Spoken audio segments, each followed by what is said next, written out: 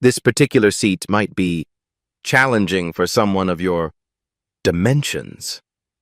Miranda Hayes's voice sliced through first class like a blade, her theatrical gesture encompassing the leather seat with mock concern. Dr. Zara Washington froze mid-step, her tailored navy blazer suddenly feeling heavy under dozens of staring eyes. The flight attendant's manicured finger tapped against her clipboard, studying Zara's fuller figure with obvious disgust. "Ma'am, are you absolutely sure you're in the right section?" Around them, phones emerged from pockets. Cameras angled for the perfect shot. A teenager's live stream counter climbed. 47 viewers, 73, 156. The word hung in the recycled air like poison. Passengers leaned forward. A teenager's live stream counter climbed. 47 viewers, 73, 156. Zara's expression remained marble calm, but her grip tightened on an expensive briefcase marked with a partially visible logo. Have you ever watched someone's assumptions destroy their entire career in real time? Flight 447, Gate B12, 2:47 p.m. Miranda's smile widened as she extended her hand with theatrical authority. "I'll need to verify your boarding pass, ma'am. Just protocol." Zara handed over the document without a word, her dark eyes studying the flight attendant's performance. Miranda examined it like a forensic expert, turning it over twice, holding it up to the light. "Seat 2A," Miranda's voice dripped skepticism. "How interesting." She waved over David Rodriguez, the gate supervisor, whose thin mustache twitched as he approached. Miranda leaned close, stage whispering loud enough for nearby passengers to hear every word. "David, we might have a policy compliance issue here. You know how particular first-class passengers can be about their experience." Zara settled into her assigned seat with practiced grace, her movements deliberate and calm. She pulled out her phone, fingers dancing across the screen. "Running late for the 3 p.m. briefing. Handle the Pentagon call without me if needed." The text disappeared into cyberspace as 47 missed calls from Executive Assistant Urgent lit up her notifications. David squinted at the boarding pass, then at Zara, then back at the pass. "Ma'am, I'm going to need you to step aside while we resolve this situation." "What situation would that be?" Zara's voice carried the quiet authority of someone accustomed to being the smartest person in any room. "Well," David glanced at Miranda for support. "Sometimes tickets get mixed up. People use other people's accounts. Identity verification is important for everyone's safety." A teenage passenger in 4C had her phone trained on the scene, live streaming to TikTok. "Y'all, are you seeing this discrimination happening in real time? This is absolutely wild." The viewer count climbed. 234, 456, 891. Comments flooded the screen in real time. "Racism alive and well in 2025. Somebody call the news. Get their names and badge numbers." A businessman in seat 3B quietly opened LinkedIn, beginning to type. "Witnessing blatant discrimination on Flight 447, thread below." Meanwhile, a flight attendant trainee named Sarah discreetly recorded the interaction on her work tablet, officially for training documentation purposes, but her expression suggested otherwise. The gate agent's radio crackled to life. "Flight 447, what's your boarding status? We show delay on departure." Miranda keyed her mic. "Minor passenger verification issue, should be resolved shortly." Zara checked her Rolex Submariner, a gift from the Secretary of Defense after her successful restructuring of airport security protocols. "Perfect timing," she whispered to herself, a smile playing at the corners of her mouth. David's confidence grew with the audience. "Ma'am, I'm calling airport security. For everyone's safety, of course." "Of course," Zara replied, her tone suggesting she found the entire situation mildly entertaining. Her phone buzzed again. This time, the caller ID read, "Joint Chiefs, conference line." She declined the call and typed back, in the middle of something important. We'll call back in 15 minutes. Miranda's voice rose for the growing crowd. We have strict policies about ticket fraud. I've been doing this job for 8 years, and I can spot fake documents from across the terminal. The teenager's live stream exploded past 2,000 viewers. Donations began pouring in, viewers creating a legal defense fund for the victim of airline discrimination. Oh, this is why I don't fly. Somebody docks this airline. Miranda Hayes is about to be famous. A passenger in 5A Googled Ultramax Airlines stock price and watched it tick downward in real time as social media mentions spiked 400% in negative sentiment. Sarah, the trainee, noticed something the others had missed. Zara's briefcase bore a partially obscured logo, Aero Aviation Admin. The rest was covered by an expensive leather strap, but those visible letters suggested something significant. Zara's boarding pass lay on the seat tray, clearly displaying Platinum Elite, government rate in bold letters. Her frequent flyer number began with DOD, Department of Defense. Yet Miranda and David remained fixated on their performance, feeding off each other's certainty and the crowd's attention. The pilot's voice crackled over the intercom. Ladies and gentlemen, we have a brief 10-minute delay for passenger boarding procedures. We appreciate your patience. Zara opened her briefcase slightly to retrieve a pen, revealing thick manila folders marked with red, confidential stamps. A government security clearance badge clipped to the interior caught the cabin light. Miranda doubled down. I don't care what these documents say. Anyone can fake government paperwork these days. We're calling security. 2 airport security officers appeared at the gate, hands resting casually on their equipment belts. The lead officer, a veteran named Martinez, immediately recognized the tension level and approached cautiously. What seems to be the issue here? David puffed up his chest. Possible ticket fraud. This passenger may be using someone else's credentials. Martinez glanced at Zara, taking in her composed demeanor, expensive clothing, and the subtle confidence that radiated authority. His experience reading people sent up immediate warning flags. Ma'am, may I see your identification? Zara reached into her briefcase and produced a leather credential holder. Martinez opened it, his eyes widening slightly at what he saw. He closed it quickly and handed it back. And there's no problem with your ticket, correct?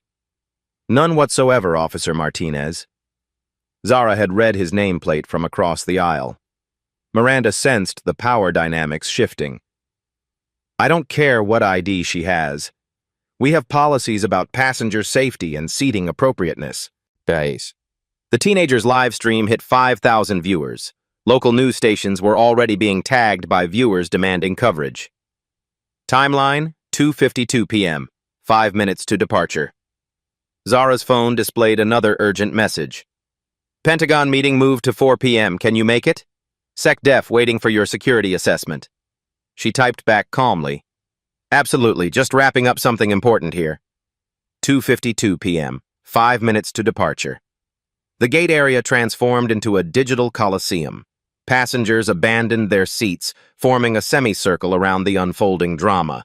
Phones emerged like weapons, each capturing a different angle of Miranda's theatrical performance. I need backup at Gate B12, Martinez spoke quietly into his radio. Situation escalating. Within 90 seconds, Chief of Security Rebecca Walsh arrived, her silver badge catching the fluorescent lights. Behind her, 2 additional officers flanked the entrance, blocking any escape routes, standard protocol for passenger disturbances. The teenager's TikTok exploded past 15,000 live viewers. Comments streamed like digital wildfire. Somebody get CNN on the phone. This is viral material right here. That lady is too calm. Sus. Had black traveling while black. Miranda sensed the moment slipping away and doubled down with desperate authority. Chief Walsh, this passenger is using fraudulent documents to access first-class seating. I've been flying for 8 years, and I know ticket fraud when I see it. Walsh studied Zara with the calculating gaze of someone who'd spent 20 years reading dangerous situations. Everything about the woman screamed federal authority. From her posture to her expensive briefcase to the way she watched the chaos with detached amusement. "Ma'am, I apologize for the inconvenience. May I examine your credentials?" Zara handed over her ID wallet again. Walsh opened it, and her expression immediately shifted. She closed it and handed it back with newfound respect. "Dr. Washington, I believe there's been a misunderstanding." Miranda's confidence cracked. "Doctor? She never said she was a doctor?" "She shouldn't have to," Walsh replied coldly. The businessman in 3B published his LinkedIn post. Witnessing systematic discrimination on Ultramax Flight 447, flight attendant Miranda Hayes publicly humiliating passenger based on appearance. This is 2025, people. Thread 117. His post gained 47 shares in 3 minutes. Meanwhile, David Rodriguez frantically called Ultramax headquarters. "Sir, we have a situation at Gate B12. Passenger complaint, potential media exposure. The passenger has significant credentials." The corporate phone tree lit up like Christmas. Customer relations, legal department, and public affairs found themselves in an emergency conference call before anyone understood the scope of the crisis. Ultramax stock ticker, down 2.3% in 7 minutes. Sarah, the flight attendant trainee, recognized the shift in Walsh's demeanor and began backing away from Miranda. Her training tablet continued recording, but now she angled it to capture Miranda's increasingly erratic behavior rather than Zara's responses. The pilot's voice cut through the tension. "Ladies and gentlemen, we have an additional 5-minute delay. Air traffic control has cleared us for immediate departure once boarding is complete." 2:54 p.m. 3 minutes to departure. Zara's phone buzzed with a text from SecDef Personal. "Pentagon briefing starts in 47 minutes. Intelligence Committee waiting. Are you en route?" She typed back, "Slight delay, traffic control issue. We'll make the meeting." Miranda watched this exchange with growing panic. Important people didn't text casually with defense officials. Important people didn't remain calm under pressure. Important people certainly didn't smile while being publicly humiliated. "I don't care who she thinks she is," Miranda announced to the crowd. "We have policies for passenger safety. If someone can't fit comfortably in their assigned seat, they need to purchase additional seating or take a later flight." The crowd murmured disapproval. Several passengers had noticed Zara's calm confidence, her expensive accessories, and the way security treated her with increasing deference. Walsh keyed her radio. "All units, stand down. Repeat, stand down. This is not a security issue." But Miranda couldn't hear the warning signals. She was performing for an audience now, feeding off their attention and the live stream's growing viewer count. "Ma'am," Miranda addressed Zara directly, "I'm going to need you to deplane immediately. You're disrupting our departure schedule and making other passengers uncomfortable." Zara finally stood, her full height impressive despite her fuller figure. She towered over Miranda by 4 inches, her presence suddenly filling the space around her. "Miranda Hayes," Zara read from the flight attendant's name tag, her voice carrying the quiet authority of someone accustomed to command briefings. "Employee ID 47291. 8 years of service, you mentioned?" Miranda nodded uncertainly. "And David Rodriguez," Zara continued, turning to the gate supervisor. "How long have you worked for Ultramax Airlines?" 12 years, David replied automatically, confused by the shift in dynamics. Zara opened her briefcase fully for the first time. Manila folders with top secret stamps became visible to passengers in the front rows. A government security badge clipped to the interior caught the light. Official letterhead peeked from beneath document covers. The teenagers' live stream viewer count hit 25,000. Donations to the Legal Defense Fund reached $300-400 from viewers who assumed they were watching someone's civil rights being violated. Chief Walsh's radio crackled. "We've got media vans pulling up to Terminal B. Channel 7 News requesting access to Gate B12. "Negative," Walsh responded. "Secure the area. No media access until situation resolves." But the situation was already beyond containment. The businessman's LinkedIn thread had been shared 200 times. #Ultramax discrimination was trending locally on Twitter. Sarah discreetly texted her supervisor, "You need to see the training footage from Flight 447. Miranda is about to destroy the company." Ultramax Customer Relations received their first complaint call exactly 8 minutes after the initial confrontation. By minute 12, they had received 47 calls and counting. The corporate damage control team scrambled to understand what was happening, while stock analysts began downgrading Ultramax shares based on social media sentiment alone. 2:56 p.m. 1 minute to departure. All eyes focused on Zara as she methodically arranged documents in her briefcase. Her movements carried the precision of someone who had briefed presidents and defended national security budgets before hostile congressional committees. Miranda made one final desperate play for control. "Security, I need this passenger removed from the aircraft immediately. She's being disruptive and non-compliant with crew instructions." Walsh looked at Miranda with barely concealed disgust. "The only disruption I see is coming from airline personnel." "I don't care," Miranda's voice cracked with hysteria. "I don't care if she's a doctor or a lawyer or the Queen of England. She doesn't belong in first class, and I'm not backing down." The words hung in the recycled air like a confession. Zara smiled, not with malice, but with the quiet satisfaction of someone who had just watched their opponent complete their own destruction. She reached into her briefcase and withdrew a single document. The header was visible to passengers in the front 3 rows. "Department of Homeland Security, Contractor Security Clearances." Walsh immediately recognized federal paperwork and stepped back, creating space between herself and what was about to unfold. The pilot's voice came over the intercom one final time. "Ladies and gentlemen, please prepare for immediate departure. All passengers should be seated at this time."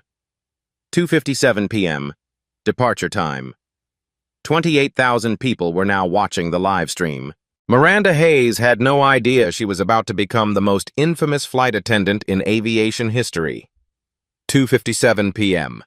The moment of truth. Zara placed the document on her seat tray with surgical precision. The official letterhead caught the cabin light. Department of Homeland Security, Aviation Security Division. She adjusted her reading glasses, a gesture that somehow transformed her from victim to prosecutor in a single moment. The briefcase clicked open fully, revealing neat stacks of classified folders, each bearing red, confidential stamps. Miranda leaned forward, squinting at the paperwork. "I don't care what fake documents—" Her voice died as she read the document header. "Ultramax Airlines, Federal Security Contractor Agreement, Annual Value, $1.247 billion. The blood drained from Miranda's face like water from a broken dam. Zara's finger traced down the page to a signature line in bold type. Dr. Zara M. Washington, Deputy Director, Transportation Security Administration, Contract Authorization Officer. The cabin fell silent, except for the hum of air circulation and the quiet clicking of phone cameras capturing everything. Chief Walsh stepped back instinctively, her 20 years of experience screaming warnings. Federal contractors didn't joke about billion-dollar agreements. Deputy directors didn't travel commercial unless they wanted to remain unnoticed. Until now. David Rodriguez's radio crackled. "Gate B12, we have Ultramax Corporate on emergency line. Patch through immediately." Sarah, the trainee, zoomed her tablet camera on the document header. Her hands trembled as she realized she was recording the end of Miranda's career in real time. The teenager's live stream exploded past 40,000 viewers. Comments flooded the screen faster than anyone could read. "Holy shit, she's federal government. That flight attendant is so fired. Billion-dollar contract on the line. This is about to get nuclear." Zara removed a second document from her briefcase. This one bore the seal of the Department of Defense and today's date. Contract renewal recommendation. Deadline, 4 p.m. at... She held it up for Miranda to see clearly. "I have 37 minutes to submit my recommendation to the Secretary of Defense." regarding Ultramax Airlines' continued eligibility for federal security contracts. Miranda's legs buckled. She grabbed the seat back for support, her manicured nails digging into the leather. The contract covers airport security services, passenger screening oversight, and anti-terrorism coordination across 347 major airports, Zara continued, her voice carrying the measured cadence of someone briefing congressional committees. Annual value, $1.247 billion. Renewable annually based on compliance with federal anti-discrimination statutes. David's radio squawked again. Emergency conference call with CEO's office. We have media trucks at Terminal B and stock price falling. What is the situation? Walsh quietly stepped between the passengers and the unfolding catastrophe, creating a barrier with her body language. She'd seen federal investigations destroy entire companies. This felt like watching a controlled demolition. Zara opened her phone and scrolled to a contact labeled CIADF, Direct Line. Her thumb hovered over the call button as she looked directly at Miranda. Would you like me to call the secretary now? Or would you prefer to continue this discussion about my dimensions? The word carried the weight of a federal civil rights violation. Miranda finally understood she wasn't dealing with an angry passenger who might write a complaint letter. She was facing someone who could erase her company from government contracts with a single phone call. The businessman's LinkedIn post had been shared 847 times. Ultramax meltdown was trending nationally. Cable news networks were already assigning reporters to the story based on social media buzz alone. Ultramax stock price, down 11.7% and falling. Sarah's supervisor texted back, "Stop recording! Secure all devices! Legal department en route!" But it was too late. The training documentation was already uploaded to corporate servers. The live stream was being screen recorded by thousands of viewers. The LinkedIn thread was being screenshot and shared across every social platform. 2:59 p.m. The corporate scramble. Miranda's radio crackled with panicked voices from headquarters. Flight 447, identify the passenger immediately. We have Federal Contracts Division on the phone. Zara heard every word and smiled. Dr. Zara Washington, Deputy Director TSA, Employee ID Delta 7749, Security Clearance Level, Top Secret SCI. She recited her credentials like reading a grocery list, each word landing like a hammer blow on Miranda's career prospects. Walsh's radio erupted. All units, we have Ultramax executives en route to airport. ETA 12 minutes.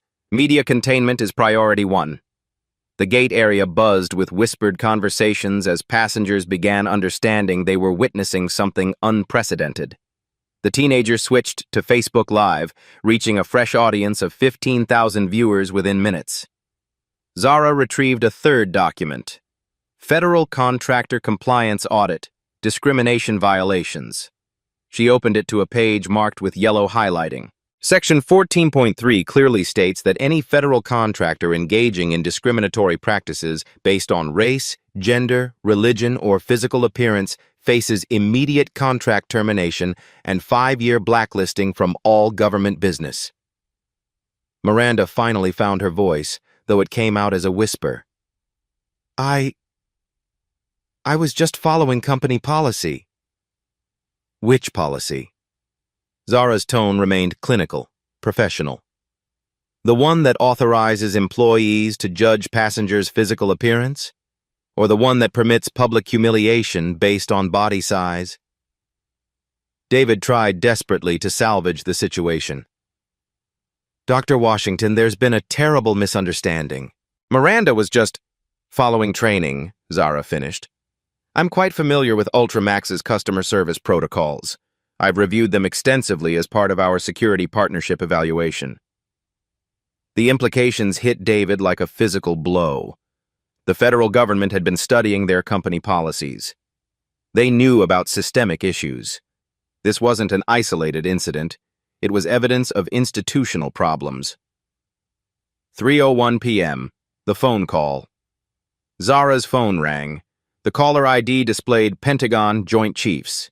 She answered with casual authority, Dr. Washington. The voice was audible to passengers in nearby seats. Zara, we're starting the security briefing in 30 minutes. Are you going to make the recommendation deadline? Absolutely, General Morrison. I'm conducting field research on contractor compliance right now. Very illuminating. Good.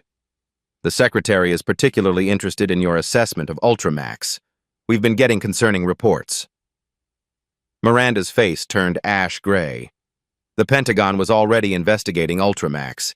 This incident wasn't creating a problem. It was confirming existing suspicions.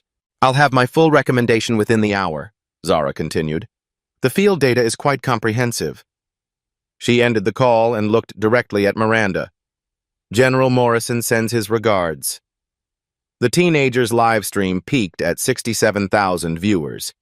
Viewers were sharing clips across TikTok, Instagram, Twitter, and YouTube faster than platform moderators could track. Hashtag Federal Contractor Fail became a trending hashtag. Chief Walsh received an urgent text from airport operations. CNN and Fox News crews requesting access to Gate B12. Airport director wants briefing ASAP. 3:03 p.m. The documentation. Zara methodically photographed her boarding pass, the discriminatory statements, and the witnesses with her government-issued phone. Each image was automatically time-stamped and GPS tagged for federal evidence standards. Miranda Hayes, employee ID 47291. She spoke clearly for the recording devices around her. At 2:47 p.m., you stated that my physical dimensions made me unsuitable for first-class seating. You demanded verification of my ticket based on your assessment of my appearance. You called for security removal based on body size discrimination. Sarah's tablet captured every word. The corporate legal department would spend weeks analyzing this footage. David Rodriguez, gate supervisor, 12 years of service, Zara continued. You supported discriminatory actions, called for identity verification without cause, and escalated the situation to security based on physical appearance bias. David's career flashed before his eyes.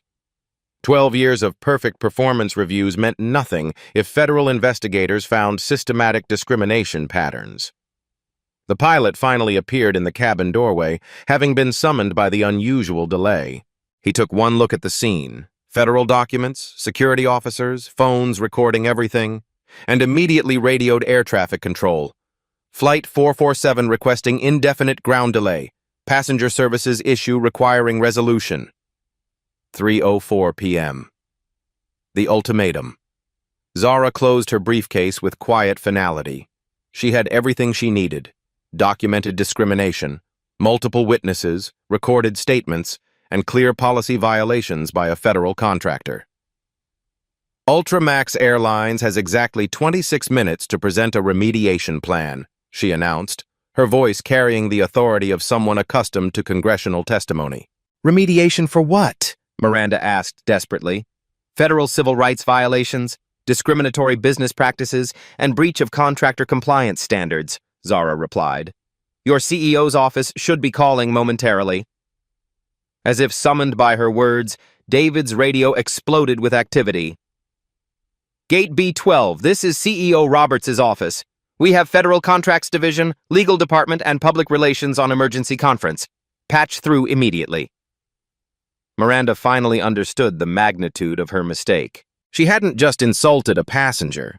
She had created a federal incident that could destroy a billion-dollar government contract and eliminate 45,000 jobs. The teenager's live stream hit 89,000 viewers as word spread across social media.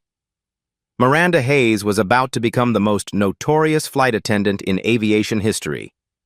Zara checked her watch. 25 minutes remaining. 3:05 p.m. The federal evidence. Zara opened a fourth folder marked Incident Documentation Protocol. Inside were pre-printed federal forms for contractor violations, each bearing official government seals. Form 447B, Civil Rights Violation Report, she read aloud. To be filed within 24 hours of any discriminatory incident involving federal contractors. She began filling out the form with clinical precision, her pen moving steadily across official checkboxes. Discrimination based on physical appearance, public humiliation of passenger, escalation without cause, multiple witnesses present. Miranda watched her career being documented in real time, each checkmark another nail in her professional coffin. The teenager's live stream comments exploded with legal expertise from armchair attorneys. Federal forms don't lie. She's filing official complaints. Miranda is done for. This is better than Law and Order. Sarah discreetly Googled TSA Deputy Director salary on her phone, $180,000 annually. Then she searched TSA Deputy Director Authority, and her stomach dropped. These officials briefed Congress, testified before Senate committees, and had direct access to cabinet-level decision-makers. Miranda had insulted someone who regularly sat in rooms with the most powerful people in Washington. 3:06 p.m. The corporate panic intensifies. David's radio erupted again. Gate B12, this is Ultramax Corporate Communications. We have USA Today, Washington Post, and CNN requesting statements. What is the passenger's identity? Walsh intercepted the radio. This is Chief of Security. The passenger is Dr. Zara Washington, Deputy Director of the Transportation Security Administration. The silence on the radio lasted exactly 7 seconds before chaos erupted. Confirm that identity. Get legal on the line now. Stock is down 15%. CEO wants immediate briefing. Zara continued filling out forms, her handwriting precise and methodical. Each word carried the weight of federal documentation that would become part of permanent government records. Witness statements, she announced, looking up at the passengers. I'll need contact information from anyone who observed the discriminatory behavior. 15 hands shot up immediately. The businessman handed her his business card. The teenager provided her TikTok handle and email. Sarah reluctantly gave her employee information, knowing she was choosing sides against her own airline. 3:07 p.m. The social media nuclear explosion. The original live stream had spawned dozens of reaction videos across platforms. Had Ultramax discrimination was trending in 47 countries. Flight 447 was becoming the most documented discrimination incident in aviation history. A prominent civil rights attorney in Atlanta tweeted, "Watching at Flightgate 447 live stream. Federal contractor discrimination. We'll be filing amicus briefs. Contact my office." The tweet gained 12,000 retweets in 8 minutes. Celebrity activists began weighing in. A Grammy-winning singer with 23 million followers posted, "This is why we need accountability. Federal contracts equals federal standards. Period." Ultramax's official Twitter account was flooded with thousands of angry comments. Their social media team had gone completely silent, unable to respond while legal reviewed every potential statement. 3:08 p.m. The Pentagon pressure. Zara's phone buzzed with a text from General Morrison, Joint Chiefs. Seeing social media reports, is this the Ultramax assessment? Need full report ASAP. She typed back. Conducting real-time compliance evaluation. Results are conclusive. The response was immediate. Secretary wants emergency briefing at 3:45 p.m. Can you make it? Absolutely. Field research concluding momentarily. Miranda overheard the exchange and felt the last shreds of hope dissolve. The Pentagon was moving their meeting earlier because of this incident. Military leadership was treating her discrimination as a national security issue. 3:09 p.m. The corporate desperation. Ultramax CEO Jonathan Roberts was personally driving to the airport, his Bentley weaving through traffic while he conducted emergency conference calls.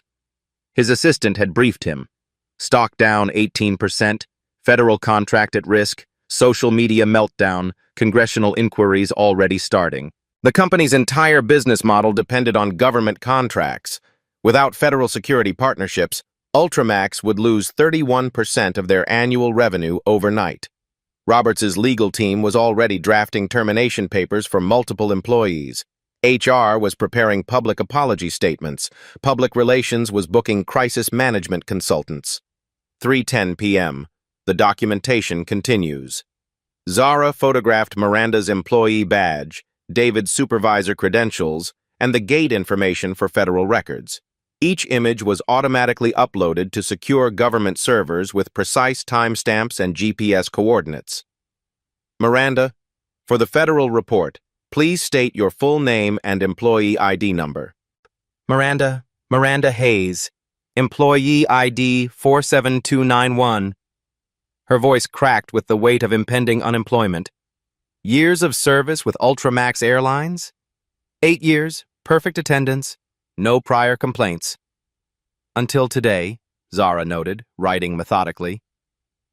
The teenager's live stream peaked at 127,000 concurrent viewers. The video was being shared across every major platform. News organizations were already cutting clips for evening broadcasts. 3:11 p.m. The Federal Implications Chief Walsh received an urgent call from airport operations. We have Department of Homeland Security requesting full incident reports. Federal investigators en route. The implications cascaded through Walsh's mind. Federal investigators meant this was beyond a customer service issue. This was a compliance audit happening in real time, triggered by systematic discrimination. Ultramax wasn't just losing a passenger complaint. They were facing a federal civil rights investigation that could trigger audits of their entire operation. Zara sealed the completed federal forms in an official evidence envelope, each page bearing government watermarks and security features that made forgery impossible. These documents will be filed with the Department of Justice Civil Rights Division within 4 hours, she announced. Standard protocol for federal contractor violations. 3:12 p.m. The media frenzy. Outside Terminal B, satellite trucks were setting up for live broadcasts. The story had evolved beyond airline discrimination into federal contractor accountability, civil rights enforcement, and corporate responsibility. Inside the cabin, Zara's phone displayed 23 missed calls from major news networks. She declined them all and texted her assistant. Handle media requests through official channels, standard federal protocol. The corporate showdown was about to begin, and the entire nation was watching. 3:13 p.m. The CEO arrives. Jonathan Roberts burst through the gate area like a man whose empire was crumbling in real time. His $3,000 suit was wrinkled from the frantic drive, his usually perfect hair disheveled. Behind him trailed a phalanx of executives, chief legal officer, head of public relations, and the director of federal contracts. Ultramax stock had plummeted 23% in 18 minutes. $2.7 billion in market capitalization had evaporated while Roberts drove across town. Washington, Roberts approached with the desperation of someone whose company's survival hung by a thread. I'm Jonathan Roberts, CEO of Ultramax Airlines. I understand there's been a serious misunderstanding. Zara looked up from her paperwork with the measured gaze of someone who'd negotiated billion-dollar defense budgets. Mr. Roberts, your timing is excellent. I have exactly 17 minutes before my Pentagon briefing. The live stream audience erupted as viewers recognized the CEO from business news coverage. Comments flooded faster than servers could process. CEO having to personally apologize. Billion-dollar begging session. This is corporate America reality check. Roberts's legal team immediately recognized the federal documentation spread across Zara's seat tray. Form 447B was notorious in corporate circles, the federal civil rights violation report that could trigger Justice Department investigations. Dr. Washington, on behalf of Ultramax Airlines, I offer our deepest apologies for this completely unacceptable incident, Roberts began, his media training evident despite his panic. Apologies are noted, Mr. Roberts. However, I'm operating under federal contractor compliance protocols. This requires a formal remediation plan within... Zara checked her watch. 16 minutes. 3:14 p.m. The federal ultimatum. Zara opened her briefcase and withdrew the Ultramax contract folder. The documents were thick, bound with federal security tape, bearing classification stamps that made Roberts's legal team nervous. Annual contract value, 1.247 billion, she read with clinical precision. Covering security operations at 347 airports, passenger screening oversight, and anti-terrorism coordination. Renewable annually based on compliance with federal anti-discrimination statutes, Section 14.7. Roberts' chief legal officer, Margaret Chen, stepped forward. Dr. Washington, we're prepared to offer immediate termination of the employees involved and a comprehensive investigation. Ms. Chen, Zara interrupted, I'm familiar with your legal background. Harvard Law, 1998. You understand that federal contractors operate under enhanced civil rights obligations. Chen nodded grimly. She'd spent her career avoiding exactly this scenario. 3:15 p.m. The corporate panic metrics. Roberts' phone buzzed with updates from his crisis team. Stock down 26% and falling congressional staffers calling for hearings.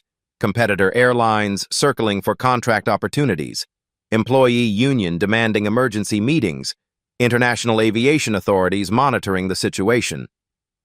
Dr. Washington, Roberts continued, we're prepared to implement immediate systemic changes.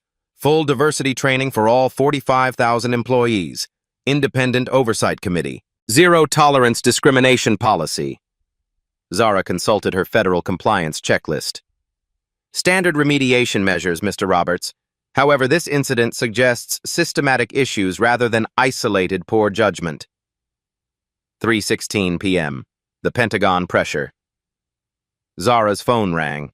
The caller ID displayed SecDef Office, urgent. Dr. Washington. The voice was audible to nearby passengers. The Secretary needs your Ultramax assessment immediately. We have congressional inquiries starting and media requesting statements. Understood. I'm conducting final field evaluation now. The data is comprehensive. Good. The Senate Transportation Committee is already asking questions. We need your recommendation within 10 minutes.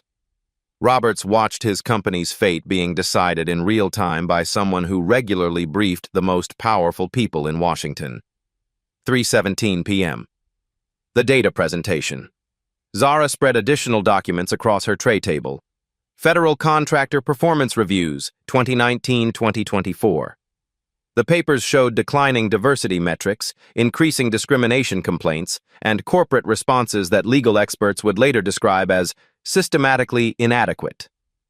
Your company has received 247 discrimination complaints in the past 18 months, she read from an official report.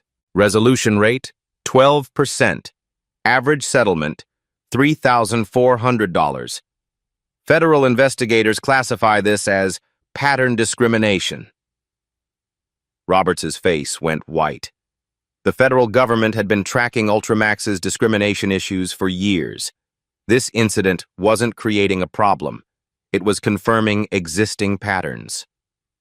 Margaret Chen frantically reviewed the data, recognizing internal company reports she'd personally written, recommending policy changes that were never implemented. 3:18 p.m. The social media tsunami. The live stream had spawned dozens of reaction videos across platforms. Justice for Washington was trending globally. Major civil rights organizations were issuing statements. Political figures were weighing in. A prominent senator tweeted, "Federal contractors must meet federal standards, period. Investigating Ultramax compliance immediately."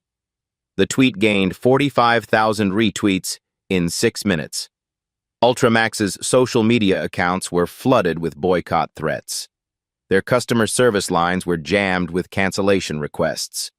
International partners were requesting clarification meetings. 3:19 p.m. The remediation demands. Zara consulted her federal compliance manual and addressed Roberts directly. Standard remediation for systematic discrimination includes immediate termination of all involved personnel, mandatory bias training for all customer-facing employees, independent civil rights monitoring for 3 years, and victim compensation fund of no less than $50 million. Roberts' financial team quickly calculated the compensation fund alone would eliminate their quarterly profits. The training requirements would cost additional millions. The monitoring would expose every aspect of their operations to federal scrutiny. Additionally, Zara continued, federal contractors with systematic discrimination findings face 18-month probationary status with quarterly compliance reviews.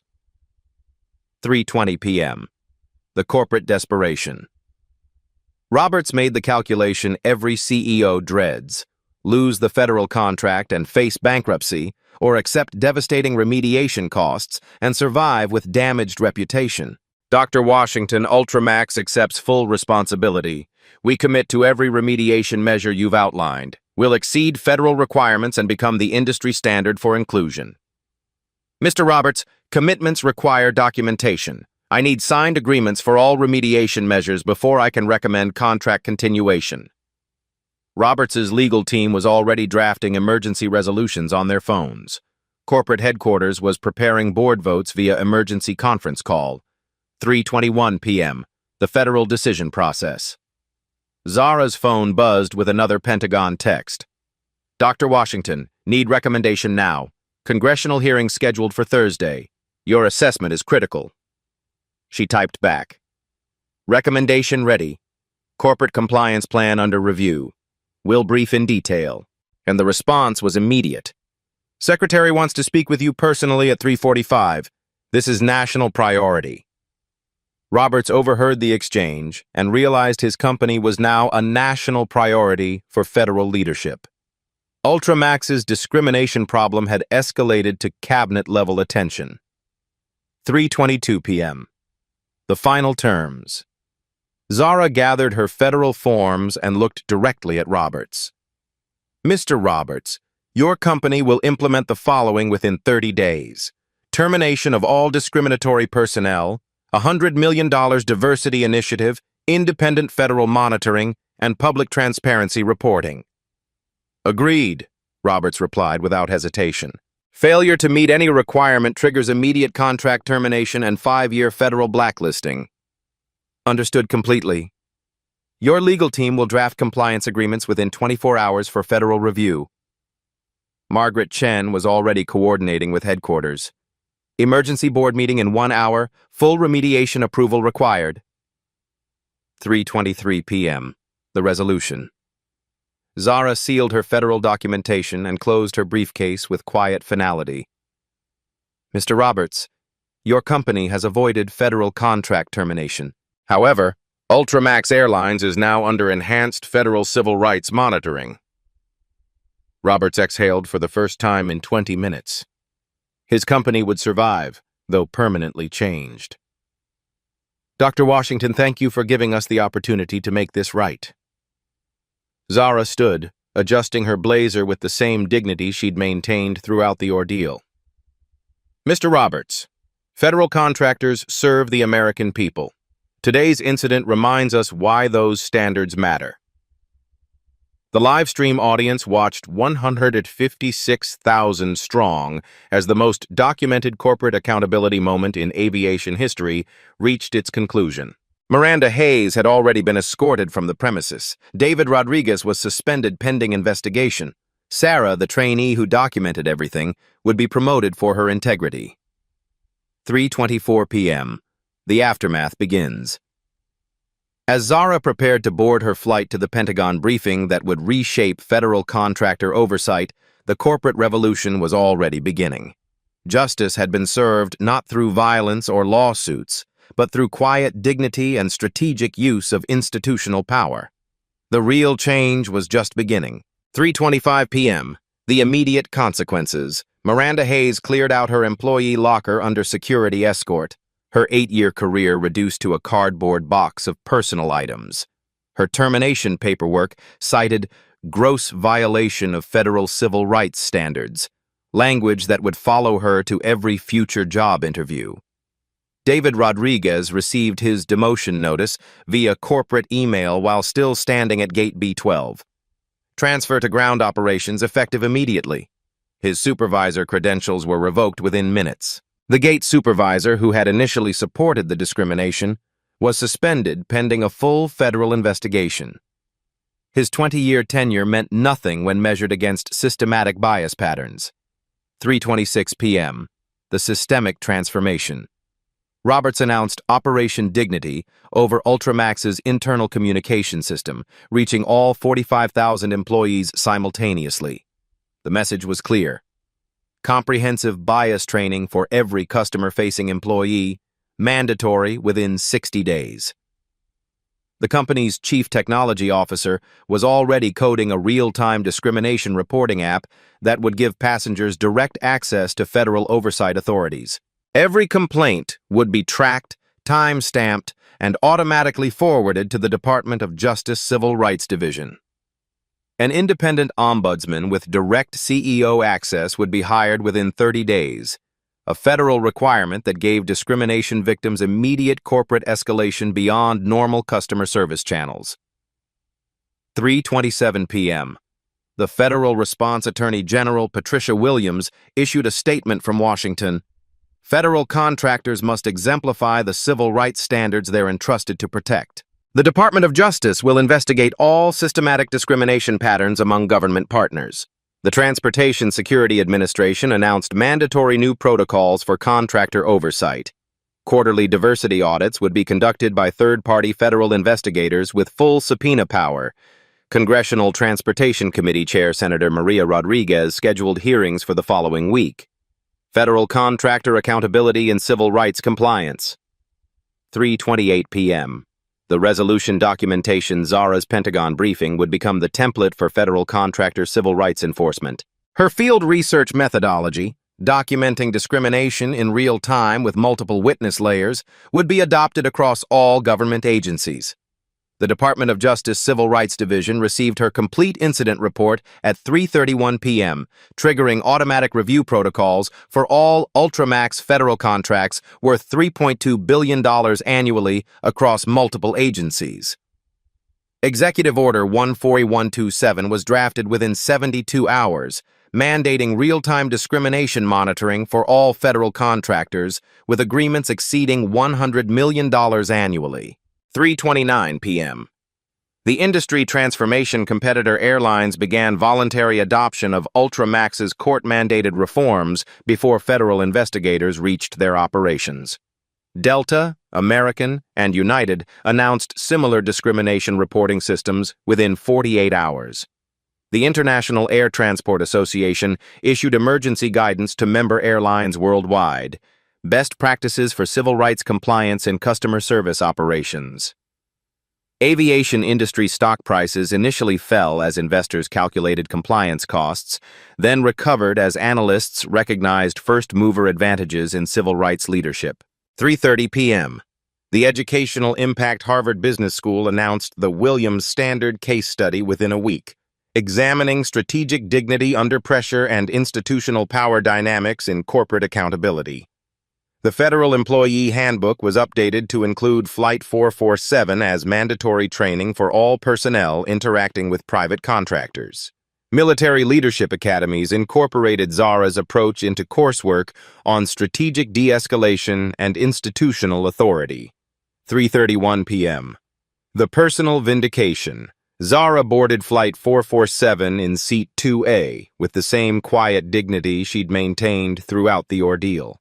The standing ovation from passengers lasted 47 seconds, captured on multiple devices and shared across every social platform.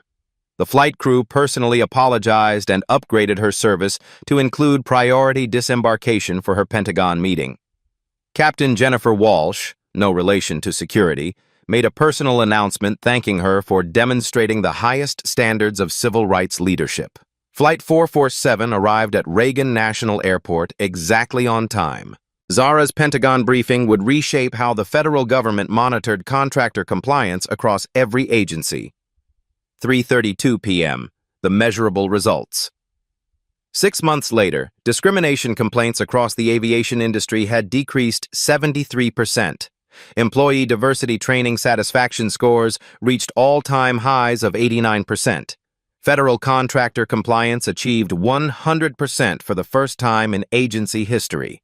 Customer satisfaction scores for Ultramax specifically increased 34% as passengers responded positively to transparent civil rights policies and real-time complaint resolution systems. The company's stock price recovered completely within 8 months, with analysts crediting industry-leading diversity practices and federal partnership reliability as key factors in investor confidence. 3:33 p.m. The intellectual victory. No lawsuits were filed. No monetary damages were sought. Zara had chosen systematic reform over personal compensation, creating lasting change that would protect future travelers rather than merely punishing past discrimination.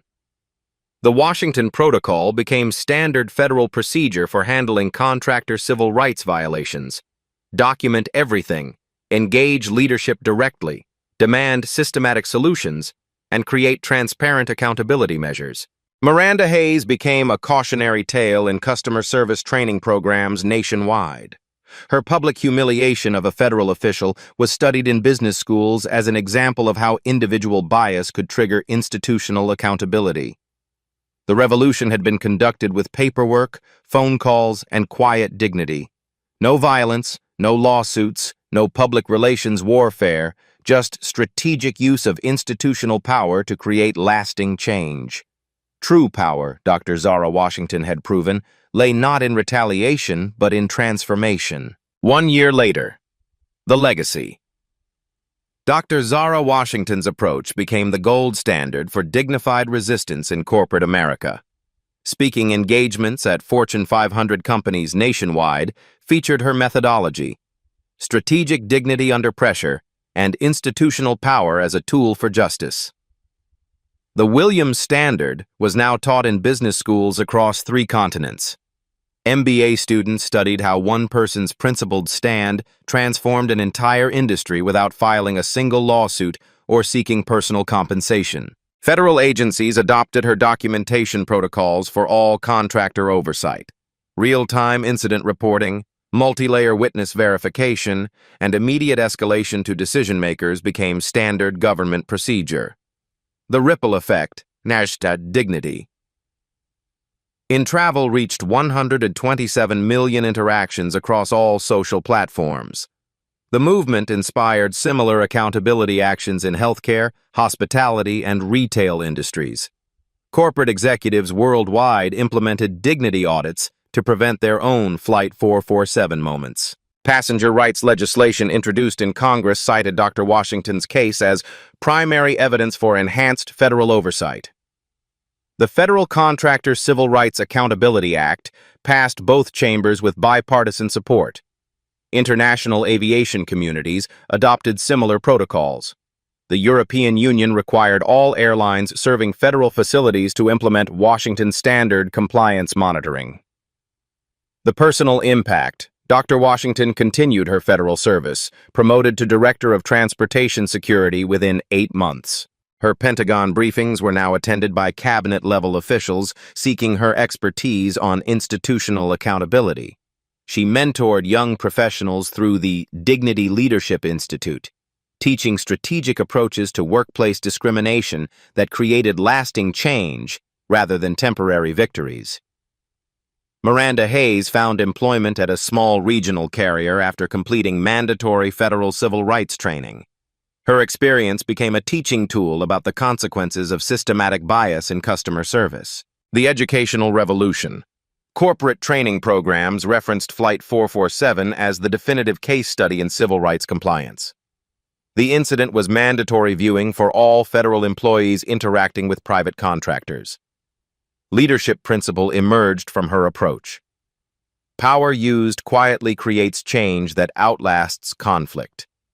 Military academies, business schools, and government training centers incorporated this philosophy into core curricula. The broader message. These real-life stories demonstrate how systematic change requires strategic thinking over emotional reaction.